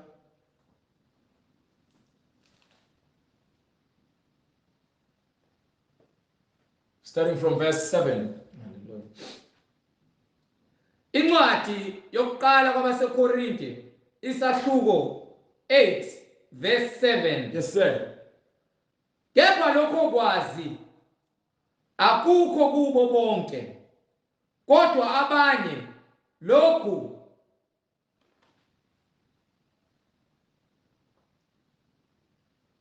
kepha lokho kwazi akukho kubo bonke Lokho kwazi akukho kubo bonke kodwa abanye lokhu benjengeyelene lokhu bejwayelene nezithombe kuze kube manje. abantu basaqhubeka benza izinto abafundiswa abantu ukuze baqhube ukugcina usiko labantu. Bakudla njengokuhlatshelwe izithombe. Benza lezo zinto njengokuthi izinto ezihlatshelwe izithombe. Nonembeza wabo ubuthakathaka uyangcola. Nonembeza wabo ungcolile. Ngifuna ngithi chapter What does it go read there?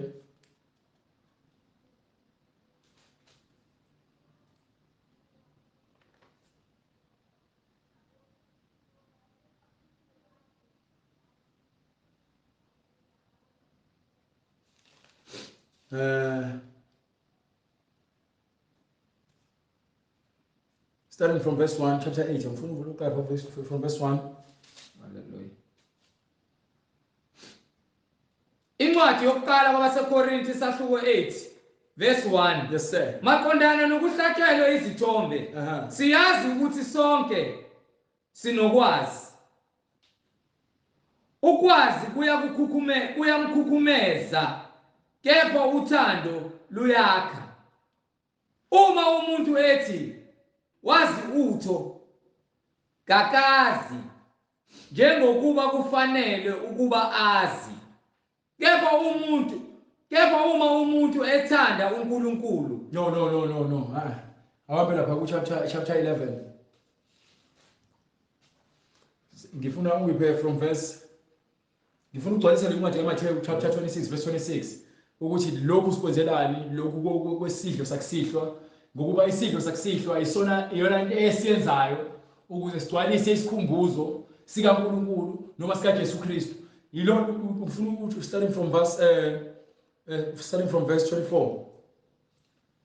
Incwadi yokuqala kwabaseKorinti isahluko 11 verse 24. Starting from verse 20.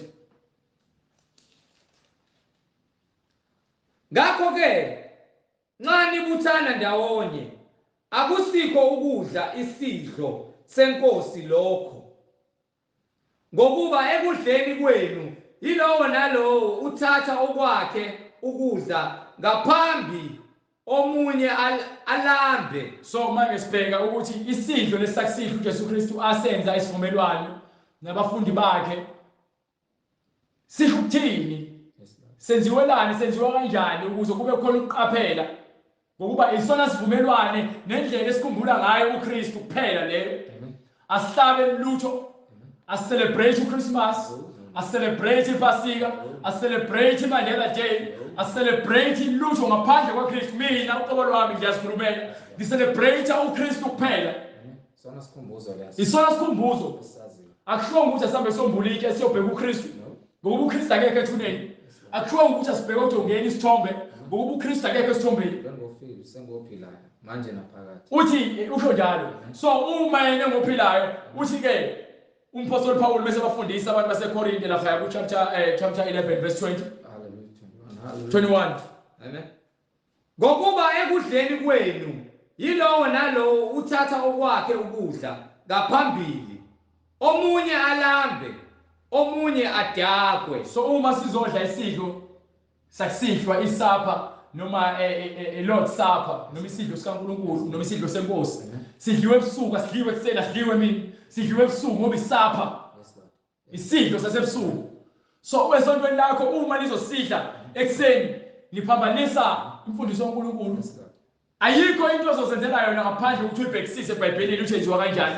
And then bese uyafundisa ngayo, uyayenza nawe leyo nto ngokuba ke yilokho ukukhombisa ukuthi wena umoya weqiniso uyaphila kuwena. Yes Lord. So uma uzofika wena so ufika ngokuba uzodliwa isidlo sakusihlwa ufika uzosathelwa uyadla ngesikhathi esithandwa uyena abanye abantu abokufika abukho ubudlelwane lapho. Yes Lord. Anikho munye. Abukho ubudlelwane lapho. Nina nizenzela izinto zenu ukuthanda kwenu. Do you understand? Qhubeka. Kanti anenazindlu yinu zokudlela. So uma ufuna ukwenza lento ofuna ukuyenza lo wenzayo lapha mase uthi ungabalindi abanye abantu udle ngesikhathi esithandwa wena, hlala kini udle kini. Amen. Ungafike uzodla lapha ekuzokuthola uzodliwa khona isidlo sakusihlwa wena ufike udle ngesikhathi esithandwa wena nangendlela efuna wena. Yonke into yenziwa ngokuthi nimqondo omunye. Yes Lord. Yes. Nimoya munye. Nimfundiso yinye. Yonke into yenziwa ngohleleka. Yes Lord. Yes Lord. Kanti anenazindlu yinu zokudlela nokuphuzela na? Kumbe niyalidelela yini ibandla likaNkulunkulu? Yayizindaba. Yayizindaba. Yes Lord.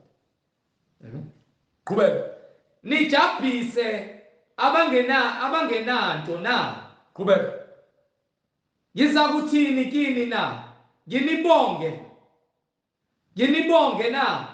Anginibongi ngalokho. Uma umuntu engenzi into ebhalwe phansi engafundisi ngendlela efanele, ungambonga umthini ngokuba umuntu umbonga uba wenza umsebenzi omuhle. Amen. Amen. So ngeke uzubongwe ngokwenza uphambanisa ivangeli kaNkulunkulu. Ngeke uzubongwe ngokwenza izinto eziphambene ngendlela ebhalwe ngayo phansi. Qhubeka. Ngokuba mina ngakwamukela enkosini lokho akufundisayo umpostoli Paul ukwamukele enkosini, ukwamukele kuJesu Kristu, ukwamukele kuNkulunkulu. Nenganinika khona ukuthi inkosi uJesu Ngaleso sikhathi lokho enginika kona, inkosi uJesu yamfundisa. Amen. Yamfundisa ngoba wayengekho ngesikhathi yona yenza isivumelwano, kodwa yamfundisa yonke into. ukuthi inkosi uJesu ngalowo busuku yakhashelwa ngabo ngalosuku le yakhathelwa ngayo uJudas Iscariot wathabatha isinkwa wathatha isinkwa wabonga wasebonga wasihlephula wathi wayesethi lokhu kungumzimba wami lokhu kungumzimba wami ohleshulelwa nina onikwa nina lokhu kwenzeni ukuba lo umzimba kaNkulunkulu ohleshulelwa abantu abayizoni ukuze basindiswe lokhu kwenzeni ukuba ningikhumbule nikwenzela ini ukuba ningikhumbule uthi lokhu kwenzeleni ukuthini ukuba ningikhumbule nangomuntu okhunjulwayo Yes, Lord. uthi nangomuntu okhunjulwayo awukhumbuli noma kuthiwa ke umuntu omthanda kangakanani Amen. uma kungekho eBhayibhelini asikho ukuthi ukukhumbule mshiye Kanjalo. shiya Hallelujah. ukuthi waze ngomkhulu noma ngokhokho shiya Yes, Lord. ungazixaki Amen. ngokuba umnini amandla onke akazange ukuthi sikwenze azange nje sikhumbule abantu bakithi abangasekho sibabhale sibanike sibenzele itiye sibenze isambulo setshe no akushiwongo uMoses wafa Yes, Lord. azange azambulele itshe uAbraham wafa azange azamthoba baphumula nabantu Yes, bakubo Lord. Yes, Lord. ngokuba abantu abangasafile abangasekho baphumule phansi No. wathi uJesu Kristu anizwanga yini ukuthi uNkulunkulu ophilayo Yes, Lord. uNkulunkulu ophilayo umuntu okholwayo Yes, Lord. noma nowesefile uyaphila Amen. ayizona le umuntu ophilayo noma esefile umuntu okholwayo noma esefile uyaphila ingakho uJesu Kristu wabonakala noMose entabeni Amen. uMose kade safa wabonakala noElijah Yes, Lord. Hallelujah. ngokuba waphila ingakho ke incwadi yaLazarus kuthiwa incwadi yaLuka ithi kwabonakala uLazarus Yes, Lord. ethatha umuntu ombeke esifubeni isihlupeni Yes, Lord. Yes, Lord. ngokuba uyaphila uAbraham uphila ngokukholwa umuntu ophila ngokukholwa noma esefile Amen. ngokwenyama umphefumulo wakhe uyaphila Yes, Lord. kanjalo wathabatha nesitsha emva kokudla so lesivumelwano lesi usenzela ukuthi sikhumbule yena ngokuba yena uphile okuphakade wafa wavuka Yes, Lord.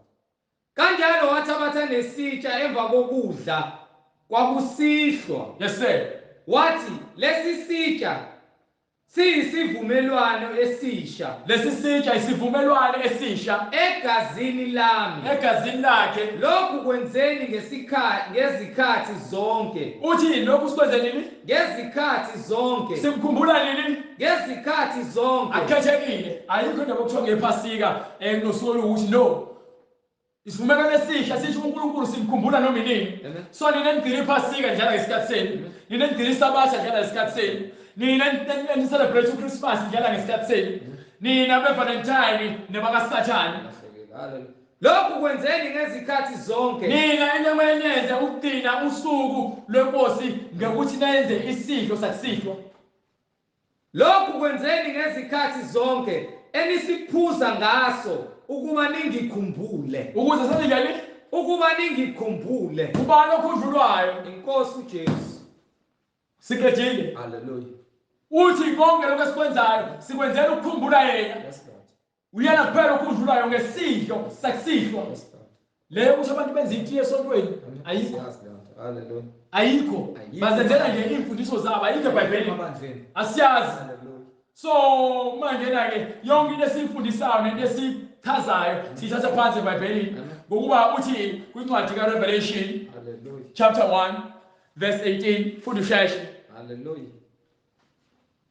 nophilayo shesha Hallelujah. uthi uJohane wenzakalani ngathi ukumbona wathi besebona uJesu ngawa ngasezinyaweni wayesewa zakhe kuphi ngasezinyaweni zakhe Yes, sir. njengofileyo uJesu lo thobonakele lapha enene lezimhlophe Yes, Lord. uNkulunkulu lo Hallelujah. ngokuba lomfanekiso lomzimba ehleli wona wokukhazimulisa Yes, Lord. wabuyela esimeni sokuthi abe uyena ngokuba bebehamba naye bephuma khona behamba babe eJerusalem begalile ngesikhathi behlangana naye bengamboni Yes, Lord. Amen. bathi ngesikhathi esephula isinkwa esebonga ethandaza babona ukuthi awuyena kwavuleka amehlo Hallelujah. Amen.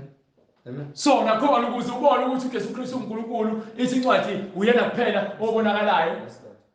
ngathi ukumbona ngawa ngasezinyaweni zakhe njengofileyo wasebonakala yena wasiyawa wawele enyaweni zakhe njengofileyo wayesebeka isandla sakhe sokunene phezu wathatha kwami isandla sakhe wasibeka phezu kwaJohane wayesethini ethi ungesabi uthi ungasabi mina ngingowokuqala mina ngokuqala nowokugcina indaba ileyo khiye I said the Lord. Hallelujah. mina ngingokuqala ngingokugcina Amen. nophilayo ngiyophilayo ngangifile bheka sengingophilayo ngingophilayo kuze kube phakade naphakade yezwa indaba so uma ufuna ukukhumbula khumbula uJesu futhi nginezehluthulelo zokufa neHades ufuna ukuphila khumbula uJesu Yes, Lord. yonke lento abayifundisayo ngiyajabula ukuqhamuka lembuzo le Amen. ngoba iyona le evula ukuqonda ekhombisayo ukuthi maningi amasonto ama-fake Amen.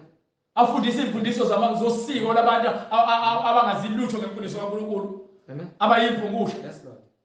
yayizolo nto le so ukuze usindiswe Amen. uPetru wayesethini ngakho indlu yonke yakwa-Israyeli mayazi impela ukuthi manje nayo incwadi ithi bonke abantu abangcwele mayibazi ukuthi uNkulunkulu umenzile inkosi noKristu uJesu lo akayona inkosi yala emhlabeni Yes, Lord. ingakho bathi-ke ukuba mina bengiyinkosi yala emhlabeni bebezongilwela Yes, Lord. kodwa manje inkazimulo yami yasezulwini Amen. umbuso wami wasezulwini Amen.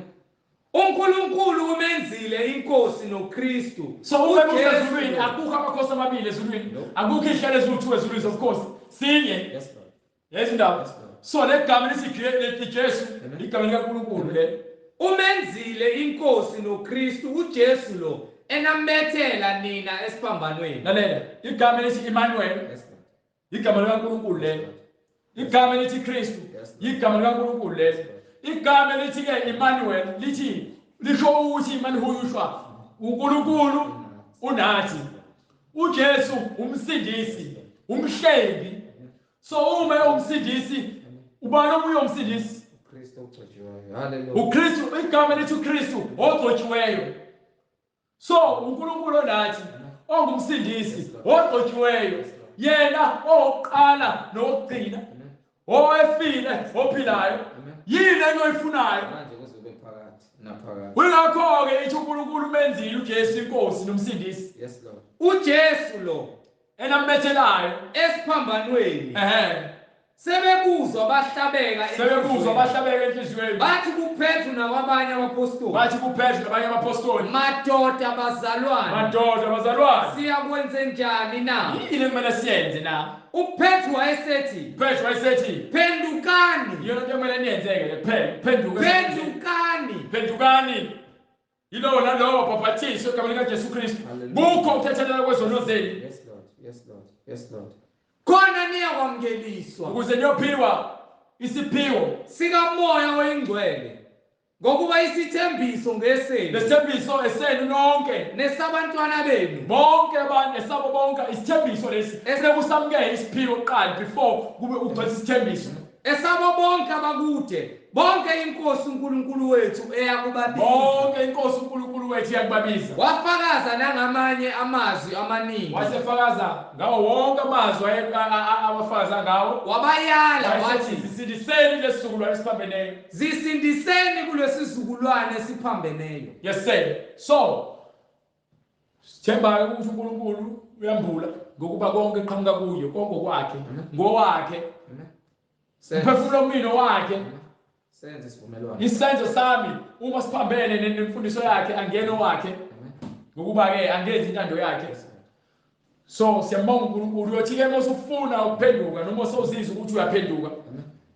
Amen. uyobe sewusithinta soyishiya imininingwane uma sewufuna ukubhaphathiswa egameni likaJesu Kristu Senze isinqumo. Hallelujah. soyishiya imininingwane uyobe sewusithinta ngokuba-ke umele ukusithinta ekugcineni kwakho konke Yes, Lord. uyathanda uthandi uzogcina usithintile ngokuba-ke kufanele usithinte Incwadi zavulwa. size ngoba sizovula incwadi Hallelujah. size kuwena Amen. sizokufaka ngaphansi kwamanzi egameni likaJesu Kristu Lord. ube isidalwa esisha Hallelujah. ukuze uthethelele izono zakho bese-ke unikwe isiphiwo sikamoya oyingcwele ngisho ngabe kuthiwa utshela kanjani engqondweni yakho ukuthi usindisiwe uma wazange ubhabhathiswe wamukela isiphiwo sikamoya oyingcwele bonke lokho kuyizeleze ngokuba-ke inhliziyo yakho iwubufakazi umembeza wakho uyakufakazela ukuthi wena usikhohlakala wakuphenduki Yes, Lord. Amen. Baba, egameni lenkosi yethu uJesu Kristu, uNkulunkulu onamandla siyalibonga izwi lakho Siyalibonga baba izwi lakho kuba lithembekile empilweni zethu. Makube loyo naloyo Nkosi ozwayo amazwi akho umhangule. Izwi lakho libe ngumlilo empilweni yakhe limhangule. Linethe njengemvula kube yiloyo naloyo ozwayo ayihlole ayibuze ayihlolisise ukubuya yenza yini intando yakho Nkosi njengokusho kwemibhalo ngoba wena nezwi lakho nimunye. Thina singabantwana bakho. Bagcine Nkosi bonke laba abalizwayo izwi lakho bethatha isinqumo njengamanje kuba bayafuna ukuthi bayenze isivumelwano nawe babe ngabantwana bakaNkulunkulu amadodana namadodakazi. Bagcine Nkosi izwi lakho uligcine ngaphakathi enhlizweni zabo baze bangene emanzini sebephendukile babhabhadiswe ngegama lakho Nkosi yethu Jesu Kristu babe ngamadodana namadodakazi. Siyakubonga Nkosi, siyakubonga Moya Engcwele bezothola isiphiwo sika Moya Engcwele esiyisithembiso okuyena umduduzi weqiniso ozosiholela eqinisweni nasekukhanyeni nasekuphileni okuphakade manje kuzobe phakade. Amen. Amen. Bazalwane kubo bonke esoxhumana nabo nayi inamba nabanembuzo sizoyishiya sheshisa uthatha ipeni ngiyayibiza inamba njengamanje 066 566 9245 ngiyiphinde 066 566 9245. I-email address ngizolandelisa ngayo. I-email address ithi izwilenkosi.jesuchristu@gmail.com. Email address izwilenkosi.jesuchristu@gmail.com. Intshumayelo ziyatholakala zonke ngokuphelele kwazo ku-YouTube. Uzokwazi ukuthi usubscribe nokuthi ukwazi ukuyithumelela kwabanye obathandayo ozwayo ukuthi izwi bayalidinga faneke balizwe ukuze nabo baphenduke kulesizukulwane esiphambeneyo. Ku-YouTube uthi izwi lenkosi uJesu Kristu musi uyasubscribe ulalele uthumele kwabanye. Izwi lenkosi uJesu Kristu. Siyatholakala na ku-Instagram ukuze uzokwazi ukuthi ufollowishe nokuthi usende ama-DM ukuze sizokwazi ukuthi sixhumane. Ku-Instagram uthi izwi lenkosi uJesu Kristu. Ngiphinde ku-Instagram uthi izwi lenkosi uJesu Kristu ufollowishe usende ama-DM. Inkosi mivumile ithinte umphefumulo wakho sheshisa uyisindise kulesizukulwane esiphambeneyo. uJesu Kristu uyinkosi nomsindisi empilweni zethu manje kuze kube phakade. Amen. Amen. Sibonga bazalwane umusa wenkosi. Sivele futhi ikwazi ukuthi sibonane ngokuzayo uma inkosi ivumile. Qhubeke nokukhululekelana. Qinise ekholweni. Nokuthi nazi imfundiso zikaNkulunkulu uhlale phambi kweBhayibheli ulifunde. Lekhona khona kusala khona besothumela imibuzo. Siyabonga umusa nothando nakho konke ukuqhamuka Kristu. Amandla nenkazimulo ukuze kube phakade. Amen.